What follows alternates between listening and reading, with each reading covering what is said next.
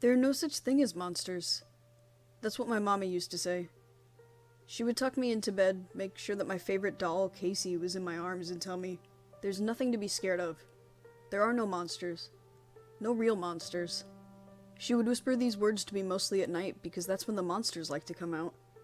At night, when the walls would vibrate from machinery humming in the service tunnels and sub-basements below, I would need to hear those words when the wind would scream and howl from the unstable air currents and unpredictable weather patterns that came with an atmosphere being changed by a terraforming station. The turbines from dozens of filtration exchange towers ensured the sky was never still as it took in the cold, alien environment and infused hot oxygen nitrogen gases into the air. Just like the rhyme my daddy would sing with me, "Bad air goes in, good air comes out." I would need reminding one more time when the giant atmospheric processing station brought the rain by releasing electrical discharges into the clouds. That was when the monsters scared me the most.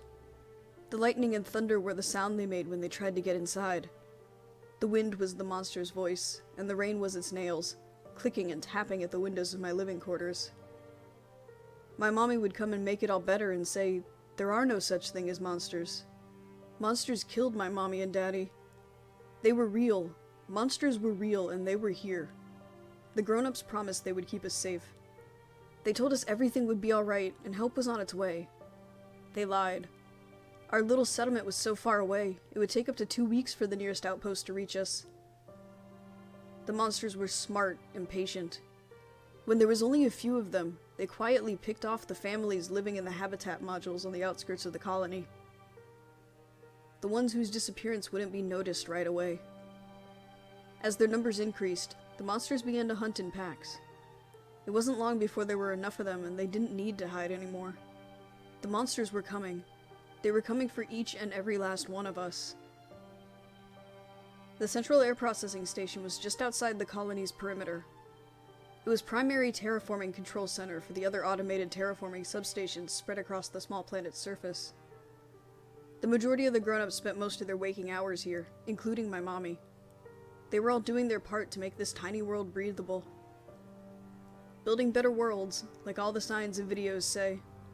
The monsters crashed through the ceiling and tore through the floor grating, catching everyone by surprise. Only a week ago, there was 158 of us. After the attack on the processing station, we had lost 84 people. Those of us left gathered together for safety. We had to move quickly. We knew what the monsters did to you if they took you. We knew that for every one of us taken, their numbers would grow. We knew we didn't have much time. The monsters grew so fast. We learned that from my daddy. He was the first. They thought I couldn't hear. They thought I wouldn't know. But I saw it all. My daddy was still in the infirmary, and I would visit him often without him knowing.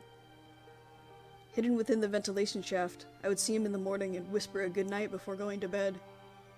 He was just talking to the doctor when he cried out in pain, and they rushed him out of the room.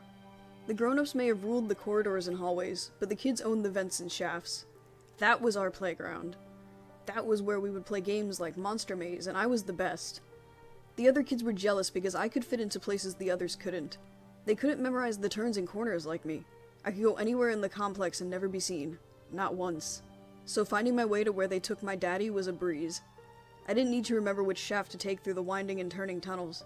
The screams echoed loud and clear. I followed the sounds to the grilled screen that would allow me to peer into the medical compartment. I made myself look, but in the end I closed my eyes to the horror. The screams hurt my ears. He was in so much pain. I covered my mouth to hold in a scream when a deep snap of bone startled everyone in the room. My daddy fell quiet and still. Suddenly, I could hear his body thrash and convulse violently, and the medical personnel began yelling in confusion and fear. They tried to hold him down, but the convulsions were too strong. People gasped and screamed at the sound of a loud crunch and snaps followed by what sounded like a bucket of water spilling to the ground and spraying the walls.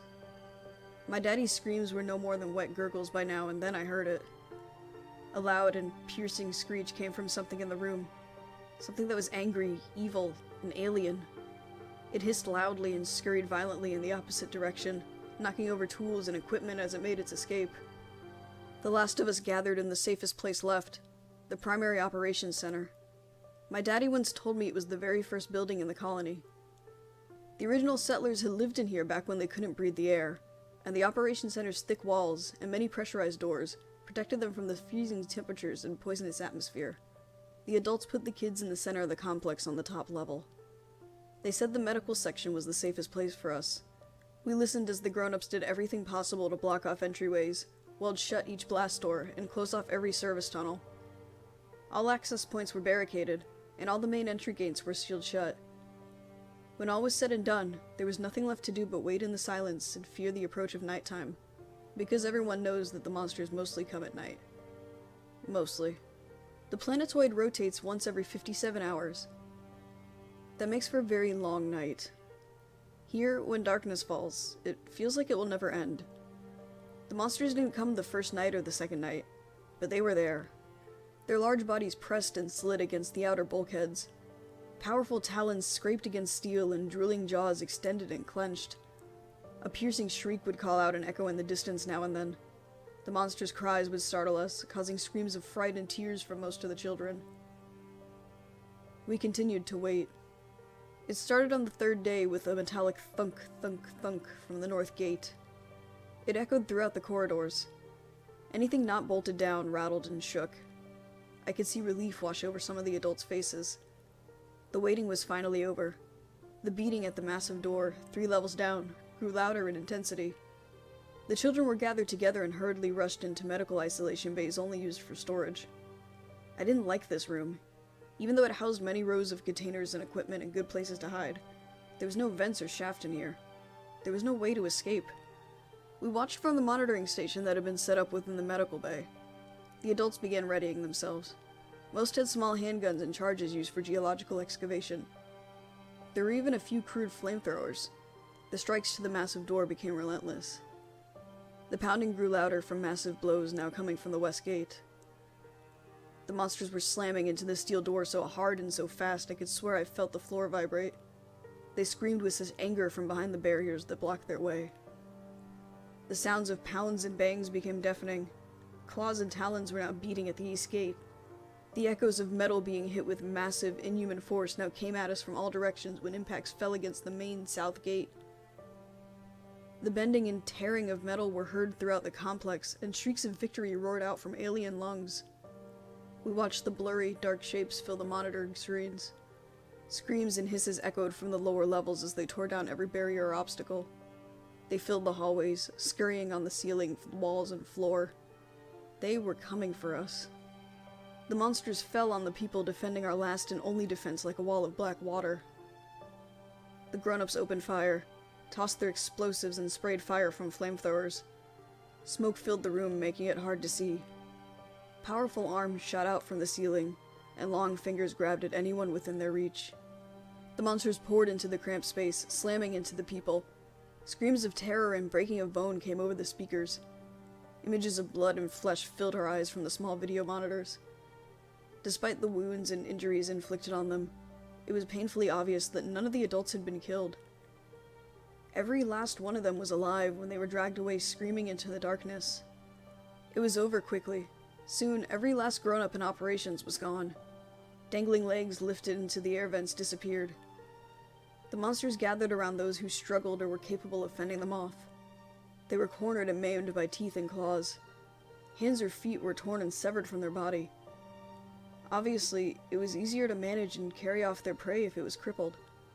Screams for help and pleas for death slowly faded into the distance. The remaining grown-ups sealed the hatchway to the main access door for our section and stood between us and the approaching nightmares. They peeled away the hatch as if it was tinfoil, and they were at the viewports and observation windows that lined the medical bay, hitting and scratching at the duraglass. They shattered it in no time and began swarming into the medical bay. Gunshots rung loud and screams from adults and children came from all directions. Monsters were leaping through the air, pouncing on any victims within their sight. They crawled on the walls and ceiling, plucking running children off their feet by their hair or even by their entire head from large, 6-fingered claws. I cowered under an overturned medical bed when I locked eyes with a boy who couldn't have been more than 7. His arms were locked in a death grip around a support beam. 2 monsters pounced on him and began pulling and jerking him violently. Amazingly, he maintained his grip around the metal beam and would not let go. I screamed in horror when they broke his arms and pried him off that beam. His face had no expression or emotion. His limp arms trailed loosely behind him when they carried him away. He never broke his stare on me. He did not scream. Not once. A woman flew across the room, smashing into a large fume hood to the right and rear of the large room. Her broken body lay over the destroyed workstation. The impact had toppled over the instrument and dislodged its upper panel, revealing a narrow ventilation duct within the wall. In a flash, I remembered the school day trip last month to see the scientists. It was the same type of instrument, the one used for dangerous chemicals. It was a Duraglass enclosure with 2 access openings for the hands. They would stick their hands through the openings attached to thick gloves, and pour their chemicals from the inside without breaking the fumes. The scientists said the fumes were then removed from the complex by the exhaust fans. I got to my feet and dove for the tiny opening. 3 monsters, hunched on all fours, charged from the destroyed viewport. I entered the duct only to discover it immediately went from ground level to a vent that went straight up the wall. I pressed my body as far as I could to avoid the claws that were reaching in for me. It pushed itself relentlessly into the small opening, wedging itself further into the duct. The slick coat of slime glistened on the claws that were inching closer. The tips of its nails were nicking my clothes. I could feel the pull of the fabric grow firmer each time before the threads would break. I had one chance. I stood and placed one hand on each side of the vent, hopped off the ground, and pressed my feet against the walls to hold me up. I shimmied up the shaft bit by bit. Carefully, but as quick as I could manage. I had made it more than halfway up the duct's distance when the scraping and beating of claws filled my ears from below. When I lifted myself into the junction, I twisted myself into the opening and briefly my eyes fell on the monster beneath me. I had never seen one this close. Its arms were extended and wedged under its massive head. The elongated head was cocked at an abnormal angle to face me. Transparent lips were quivering and curled over long and shiny fangs. Thick, clear drool poured out of its open mouth. It didn't even struggle anymore. It just looked at me. It had no eyes, but it still looked at me. A low and deep hiss began to build from within its chest until it was a piercing shriek. It was speaking to me. It was trying to tell me something. It was screaming how much it hated me. I turned from the shrieks of rage and quickly made my way into the ventilation system. It wasn't long before I knew exactly where I was. I disappeared into the network of ducts, shafts, and pipes, the maze I knew so well. I've been all by myself for 2 weeks now. This tiny subcompartment, cradled in an entanglement in pipe and support strut beams of the environmental control system, has become my home. The ventilation fan spins above me. The monsters keep their distance from its blades. The metal beams and large pipes keep me far out of the reach of any monster's claws. I only leave my haven to scavenge for food. I avoid the main conduits in the ventilation system, and stick to the smaller secondary shafts where the monster cannot fit. The monsters rule the corridors and hallways, but I own the vents and shafts. That is my playground. That was where I used to play games like Monster Maze, and I was the best. The monsters are angry, because I can fit into places they can't. I have every turn and corner memorized. I can go anywhere in this complex and never be seen. Not once. The monsters can't see me. Monsters. My mommy used to tell me there were no monsters. No real monsters. But there are.